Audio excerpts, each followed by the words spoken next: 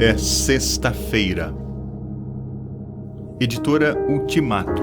Autor Elber César. Reflexão número 1. 3 dias de tensão. A primeira Semana Santa pelos olhos de um jornalista.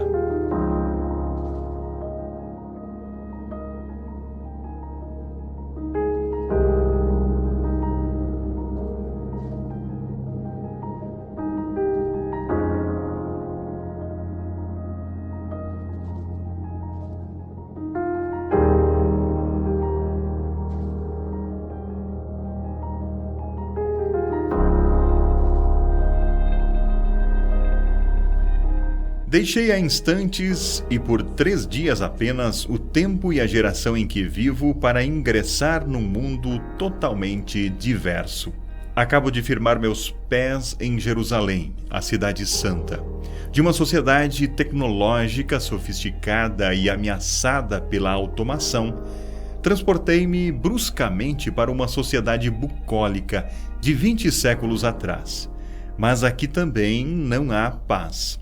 A cidade está agitada, a quantidade de turistas é enorme, estamos em meio à primavera e à época das últimas chuvas, exatamente na metade do mês que eles chamam de Nissan, antigamente Abib, que é para os judeus o primeiro mês do ano sagrado, ou o 7º do ano civil. Corresponde à parte dos meses de março e abril. A cidade está em festa, é Páscoa. O governador Pôncio Pilatos também encontra-se em Jerusalém e trouxe consigo de Cesareia tropas adicionais para patrulhar a cidade nesses dias de festividades religiosas. O atual imperador romano é Tibério, enteado de César Augusto. Confesso-me tonto. Sei de antemão os fatos que hão de se desenrolar no dia de hoje, o mais triste e sombrio da história. Vim até aqui para ver com meus próprios olhos o drama da paixão e acompanhar os eventos que culminaram com a ressurreição do Senhor. Achei que o método mais indicado é gravar minhas impressões e, ao final de cada dia, passá-las para o papel. O lugar da caveira, sexta-feira.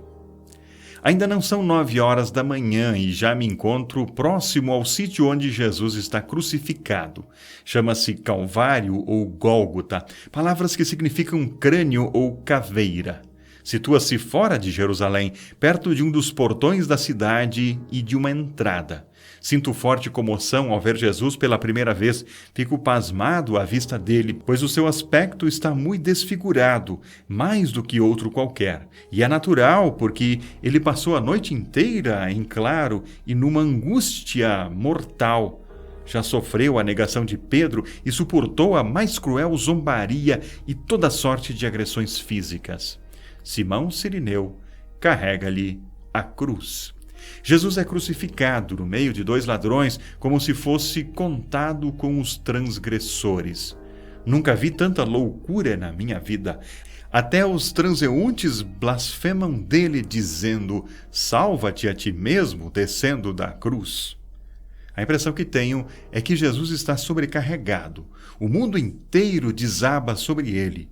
Lembro-me de Isaías, que profetizou exatamente esse aspecto da paixão. Ele tomou sobre si as nossas enfermidades e as nossas dores, o castigo que nos traz a paz, a iniquidade de todos nós, o pecado de muitos. Percebo e entendo também que Jesus, por incrível que possa parecer, está sendo castigado. Paulo não dirá mais tarde que Deus não poupou o seu próprio filho, antes por nós o entregou? Dói-me horrivelmente ouvir o grito de angústia que ele solta por volta das 3 horas da tarde. Eli, Eli, lama sabachthani, que quer dizer: Deus meu, por que me desamparaste? Embora informado sobre as trevas, não deixo de me assustar com a escuridão que cai sobre nós das 12 às 15 horas. Eclipse do sol. Não é porque estamos na lua cheia. A coincidência dos fenômenos naturais e sobrenaturais com o dia e o momento da morte daquele que é a luz do mundo causa-me e às outras pessoas uma atitude de temor tremor. Jesus não aceita vinho misturado com mirra, uma espécie de entorpecente ou narcótico. Assim, ele pode manter as suas faculdades mentais até o fim. Tenho para mim que a morte de Jesus é consciente e voluntária até o desenlace final. Ouço-o clamar: Pai, nas tuas mãos entrego o meu espírito. Agora é fácil entender a profecia de Isaías. Ele derramou a sua alma na morte. E a palavra do próprio Jesus: ninguém tira a minha vida de mim, pelo contrário, eu espontaneamente a dou. É uma tarde horrível. Sinto o tremor de terra, vejo as rochas se fenderem e os sepulcros se abrirem. Ouço os comandantes do destacamento, cujos soldados torturaram o Senhor, declarar que Jesus é verdadeiramente o Filho de Deus. Vejo as multidões abandonando o local, tomadas de pavor. Presencio a atitude corajosa de José de Arimateia e Nicodemos ao retirarem o corpo de Jesus da cruz. Não vou ao lugar de sua sepultura. Estou emocionalmente tenso e cansado. Hospedo-me em casa de uma família próxima ao templo. Dão-me uma bacia com água para eu lavar as mãos e servem-me pão, caldo de carne e queijos. Torno a lavar as mãos depois da refeição e vou dormir. Já é sábado, desde as 18 horas. O lugar santíssimo. Sábado. O templo é enorme, mas ainda está em construção. Foi iniciado 19 anos antes do nascimento de Cristo. É obra de Herodes para agradar os judeus. A visita ao templo prende-se ao meu particular e incontrolável interesse na ruptura da cortina que separava o santo lugar do santuário mais interno, chamado o Santo dos Santos, ou Lugar Santíssimo. Mateus, Marcos e Lucas contarão que essa cortina se rasgou de alto a baixo no momento em que Jesus rendeu o Espírito fora dos muros de Jerusalém. Agora eu quero ver isso com os meus próprios olhos, pois o acontecimento não é de menor importância, significa o fim da separação entre Deus e o homem. E de fato vejo, é impressionante. Não é possível deixar de lado esse evento. Ele terá de influir na mentalidade hebraica e alterar profundamente a posição dos seus sacerdotes. É a primeira vez em vários séculos de culto, primeiro no tabernáculo e depois, sucessivamente, no primeiro templo construído por Salomão, no segundo templo erguido pelos exilados de volta à terra, com a permissão de Ciro, e no terceiro templo, o de Herodes, que a cortina ou o véu deixa de ocultar o lugar santíssimo. Ora, todos sabem que apenas o sumo sacerdote, uma única vez por ano, no dia nacional da expiação, pode penetrar além do véu. Não escondo a intrepidez de que sou tomado para entrar na presença de Deus. Pelo sangue de Jesus, pelo novo e vivo caminho que Ele nos consagrou pelo véu, isto é, por sua carne. Em qualquer circunstância, em qualquer tempo, em qualquer lugar. O lugar do sepulcro. Domingo. Faço uma grande madrugada no primeiro dia da semana. Preciso documentar os fatos sensacionais que se darão nesse dia. Não permitirei que as mulheres da Galileia cheguem antes de mim ao túmulo novo de José de Arimateia, onde o corpo de Jesus foi colocado. Depois de embalsamado com um composto de mirra e aloés, posto-me silenciosamente em um lugar de onde possa ver tudo sem ser visto. Ao redor do túmulo há um jardim.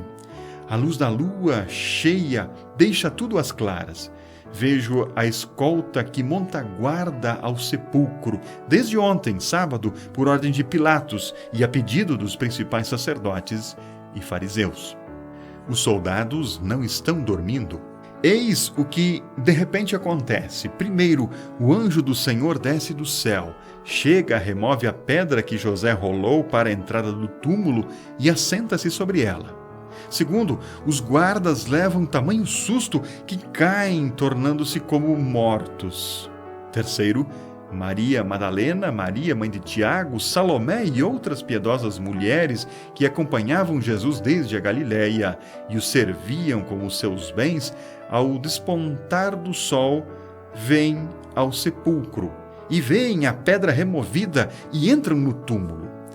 O anjo, um jovem vestido de branco, explica que Jesus ressuscitou, não está mais ali e pede que elas anunciem essas coisas aos discípulos. As mulheres se retiram. Quarto, algum tempo depois, 2 homens entram apressadamente no jardim. Um deles chega primeiro ao sepulcro e para. É João, o discípulo a quem o Senhor amava. O outro chega e vai logo entrando. É Pedro. Então João entra também. Ambos ficam maravilhados com a ausência do corpo de Jesus e com os lençóis de linho ainda estendidos na laje e voltam para a cidade. 5. Maria Madalena torna ao sepulcro. Ela é a primeira pessoa a ver o Senhor ressuscitado. A princípio, confunde-o com o jardineiro, mas quando ele fala Maria, ela o reconhece e lhe diz simplesmente Rabone. Raboni é uma forma intensificada de Rabi, que quer dizer meu professor. Posso perceber que os discípulos não esperam a ressurreição de Jesus, mas eles a aceitam apenas porque contra fatos não há argumentos. Todos ficam tomados de perplexidade, de profunda admiração e, de novo, alento. Ao cair da tarde, quando me preparo para retornar ao século XXI, passo pela casa onde os 11 apóstolos e os discípulos improvisam uma reunião para relatar e harmonizar os últimos acontecimentos. Pedro acaba de contar que o Senhor lhe apareceu. Entram na sala 2 discípulos vindo de Emaús narrando como o Senhor andou e conversou com eles um bom pedaço de chão e como se assentou à mesa com eles. Falam ainda essas coisas quando o próprio Jesus aparece no meio deles, saudando-os à moda hebraica. Paz seja convosco. Sinceramente, a emoção é forte demais e eu resolvo dar por encerrada a minha visita a Jerusalém. Concordo plenamente com aquele autor que diz: a vinda de Jesus ao mundo constitui uma crise na história mundial, obrigando os homens, pelos fatos apresentados, ou a virem para a luz ou a permanecerem nas trevas.